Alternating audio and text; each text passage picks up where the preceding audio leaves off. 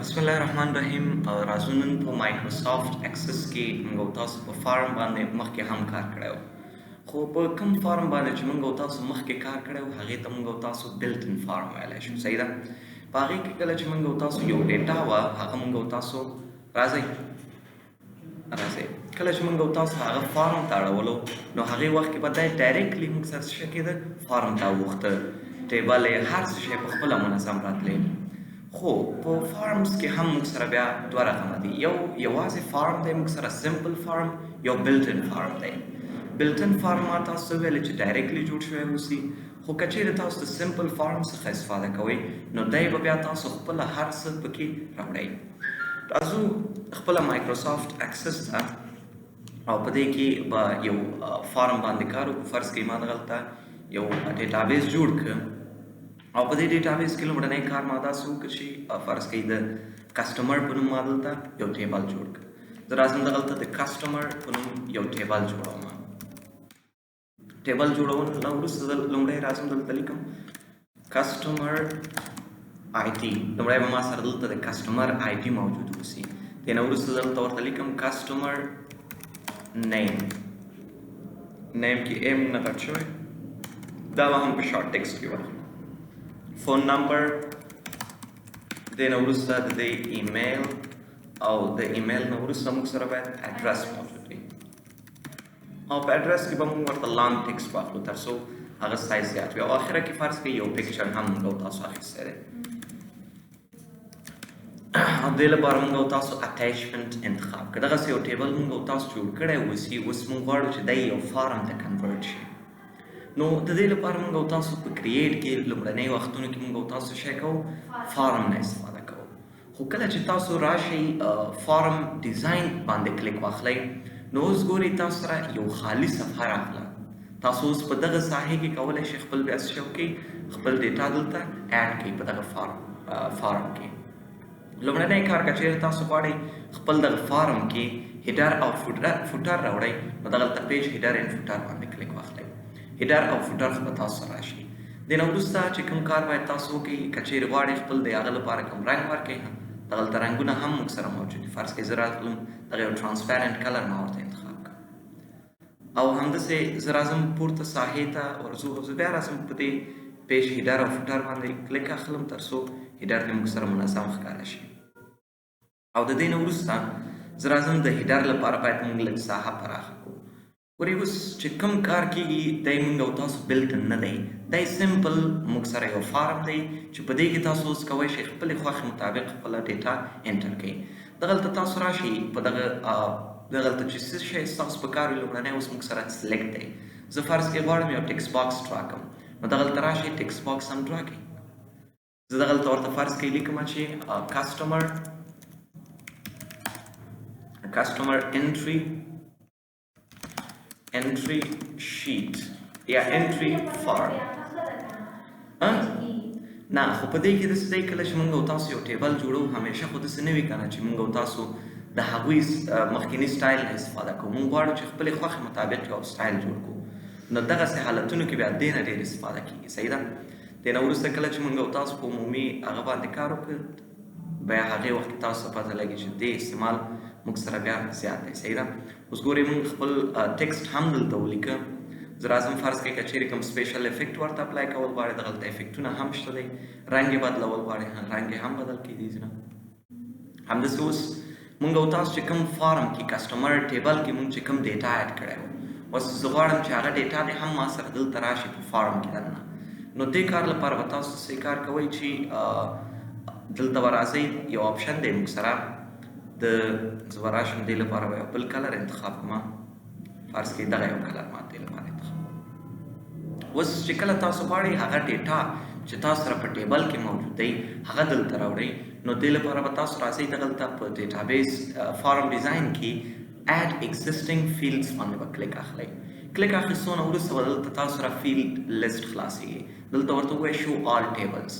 ټیبل موږ سره کوم یو دی کسټمر په نوم ټیبل دی که نه. په دغه آیکن باندې کلیک واخله او څه شی ته یې نه راوستل غواړئ. زه ورته یم کسټمر آی ډي ما سره راوړه دلته. ښه داسې کار هم کولی شئ چې ډایرکټلی راشئ ټول انتخاب کړئ شو آل ټیبلز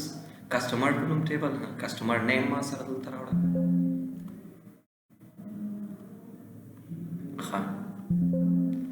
select customer ID form contains no fields that can be participate in a relationship د دې لپاره موږ تاسو څه کار کوو لومړی خو دلته موږ د کسټمر دغه ټیبل چې کوم دی دی خلاص پرېښی دا به تاسو لومړی سیف کړئ او دی به کلوز کړئ د دې کلوز کول نه وروسته اوس راشئ ډایرکټلی به دی تاسو سره راځي صحیح ده ځکه هلته بیا موږ سره ګډوډي رامنځته کېده چې تاسو سره ټیبل دی هلته خلاص و او تاسو دلته ترېنه ډیټا راوستله فون نمبرز راوستل غواړم ایمیل راوستل غواړم اډرس یې راوستل غواړم همداسې د دې پکچر چې کوم هغه دی ډیټیلز دي دا راوستل غواړم اوس د دې نه وروسته تاسو اوس کولی شئ خپلې خوښې مطابق یو ټیبل چې کوم دی ډیزاین کړئ لومړنی کار زه راځم دغه کسټمر آی ډي لپاره زه راځم د اندازه پراخومه لږ یو ځل یې دې خوا راوړو هغې نه وروسته زه راځم دغه کسټمر آی ډي لپاره ساحه جوړوم تر څو منظم سره راشي فرض کړئ زه راځم د دې لپاره هم د دې هایټ چې کوم دی لږ پراخومه دې زه دغه ساحې کې د کسټمر نیم لپاره هم ساحه زه منظم دغلته راوستل غواړم نو دې لپاره به هم راشو دلته منظم تاسو کېدئ صحیح ده دې نه وروسته د دې لپاره هم باید لږ ساحه موږ سره پراخه اوسي نو تاسو څه کار وکړئ د دې لومړنی سلیکشن واخلئ سلیکشن اخیستو نه وروسته دی لږ موو کړئ دې خوا در سره اوس دی دواړه چې دی داسې لینکډ غوندې دي نو دې نه مخکې موږ او تاسو په رینج کې یو موضوع ویلی ښه لیاوټ خو نه لري ده ښه داسې کار به وکړو بیا د دې لپاره که چیرې ساحه پراخول غواړئ د دې لپاره به ساحه کوچنۍ کوئ کوچنۍ کول نه وروسته اوس دې خوا موف کړئ د دې لپاره به ساحه پراخه شي د دې لپاره هم ساحه پراخول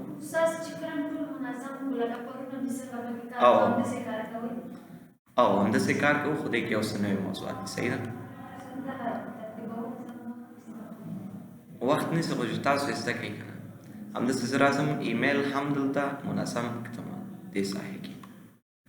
او پکچر دغه لیبل چې کوم دی دی ترېنه ډیلیټوو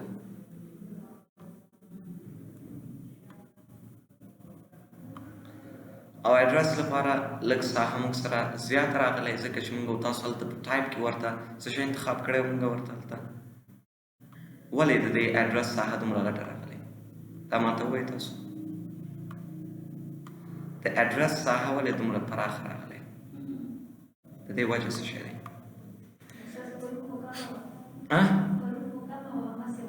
پرون خو کمه وه نن ولې زیات دی نه موږ نه دی اخیستی بای ډیفالټ همداسې راغلی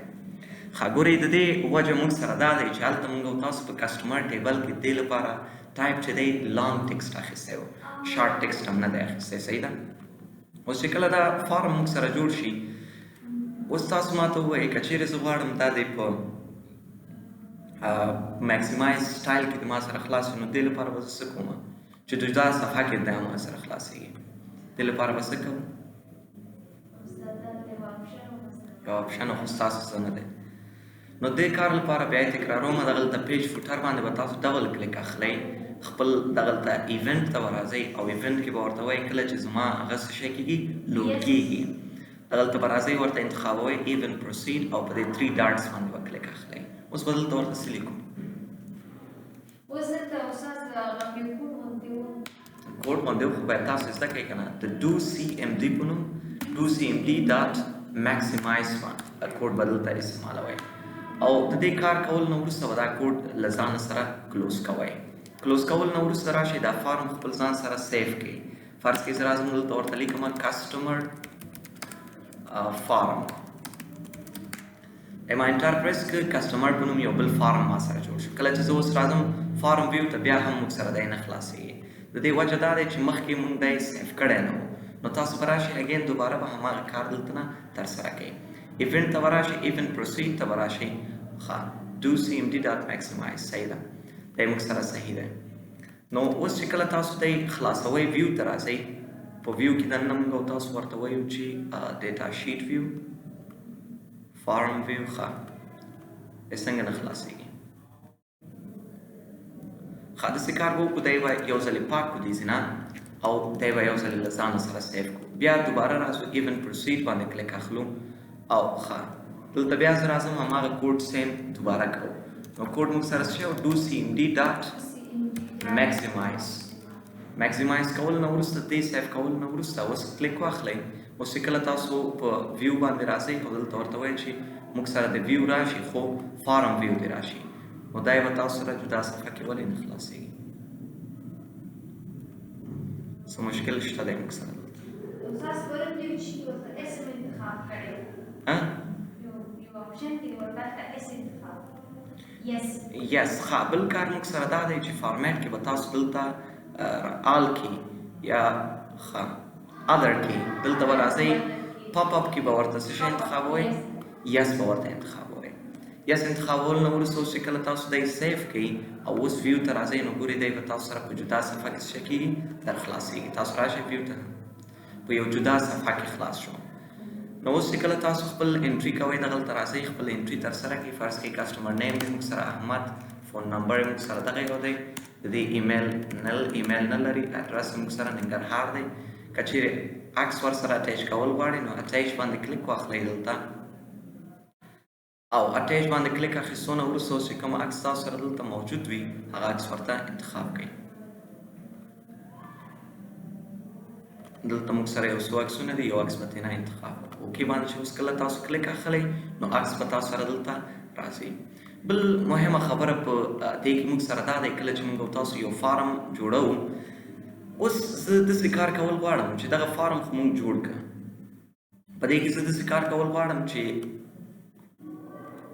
د دې چې کوم خلاصېږي کله چې موږ سره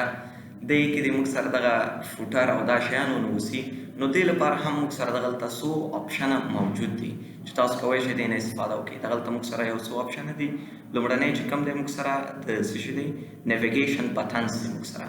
زه ورته یم نیویګیشن بټن دی موږ سره ونوسي. ریکارډ سلیکټر دی هم موږ سره موجود ونوسي. بل دلته موږ یو بل آپشن هم موږ سره شته دی چې دې په واسطه موږ کولی شو الاینمنټ ترسره کړو. فرض کړئ زه ورته یم دې کې د ما سره بیخي سکرول بار هم موجود ونوسي نایدر. د دې چې کوم نورې بټن دي دلته تاسو کولی شئ ورته ووایئ چې کوم بټن چې تاسو په کار نه وي هغه هم ورته دلته نه هایډ کړئ. فرض کړئ زه راځم دغه لاندې ساحه کې ورته یم چې د دې چې کوم هغه دی موږ سره کله چې دی موږ سره خلاصېږي په دې کې د ما سره څه شی واوسي او څه شی دې ونه اوسي نو دا هغه هم ورته تاسو دلته نه انتخاب وای شئ چې ریبن نیم د موږ سره موجود اوسي یا دې ونه اوسي، مینیو فایل د موږ سره موجود اوسي یا دې ونه اوسي. تاسو کولی شئ همدغلته فارمیټ کې الاو ډیټا شیټ ویو دلته موږ سره یو څه ویوز دي. فټ ټو سکرین نه مطلب دا چې کله دی موږ سره خلاصېږي دی به سکرین سره فټ او برابر راځي موږ سره. آټو سنټر دلته موږ سره ریکارډ سلیکټرز نیویګیشن دلته موږ سره یو بټن او ته مینیمایز او میکسیمایز بټنز دغه ګوري بوت انیبلز. کله چې موږ تاسو خپل دغه فارم خلاصو اوس ګوري تاسو کله چې خپل فارم خلاصو نو فارم ویو کې دغه بټن تاسو سره خلاص ښکاري که نه د میکسیمایز او مینیمایز بټن دغه دواړه. خو که چیرې تاسو ورته وایئ چې دا بټن دې هم موږ سره نه ښکاري نو دې لپاره تاسو کولی شئ بیا دلته په فارم ډیزاین ویو کې ورته ووایئ چې ما سره دغه مینیمایز او میکسیمایز بټن بوت انیبلز نه دلته ورته ووایئ چې نن یو د هم ما سره دلته ونه اوسي. دی در سره سیف که اوس ویو ته راځه ډایرکټلی تاسو سره مینیمایز او میکسیمایز بټن چې کوم دي دی تاسو سره نشته دی. صحیح ده؟ نو په دغه طریقې په اکسس کې که چیرې تاسو یو ډیټابیس جوړوئ او غواړئ په هغې کې دغه چینجز راوړئ نو کولی شئ بیا د ډیزاین ویو له لارې ترسره کړئ. بل تاسو ته ما یو موضوع ویلی و کله چې اوس زه غواړم دغلته ما د یو کس ډیټا انټر کړه. فرض کړئ زه غواړم دلته چې کله د یو کس ډیټا ما انټر کړه دې نه وروسته د بل کس ډیټا انټر شي نو څه به کوو دې لپاره تاسو ما ته ووایئ اوس هر څه چې دی تاسو یې ما ته ووایئ اوس.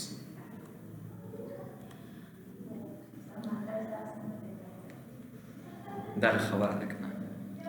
ښه اوس که چیرې زه غواړم په دې ساحه کې یو بټن داسې انسرټ کړم کله چې زه یو ډیټا انسرټ کوم بله ډیټا د هغې بټن په واسطه څه شی کېږي انسرټ کېږي نو دې لپاره به څه کوو موږ دلته به یو بټن جوړو. بټن جوړولو نه وروسته دلته به ورته څه شی وایو ریکارډ اپریشنز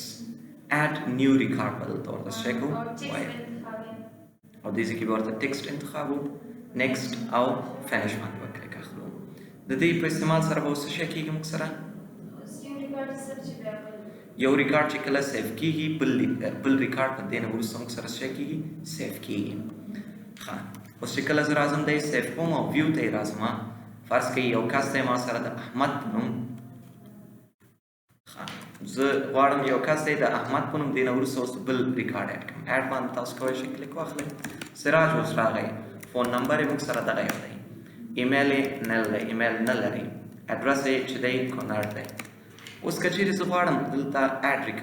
ریکارډونه فایند کړم نو دې لپاره به موږ تاسو څه کار کوو د دې لپاره بیا سیم کار کوو بټن به جوړو او دې لپاره به څه انتخابو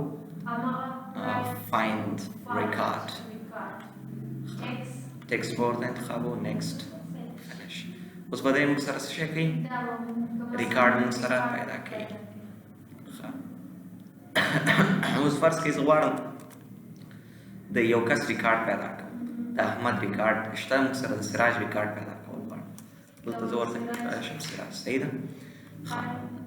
نو په دغه طریقې بیا موږ کولی شو یو داسې ډیټا جوړه کړو ډیټابیس چې په هغې کې موږ او تاسو داسې کارونه وکولی شو صحیح ده ښه سبا به انشاءالله بیا په نور ټایپس د فارمونو باندې کار وکړو سنګل فارم څه شی دی او سب فارم صحیح ده په دې موضوعاتو بیا سبا کوو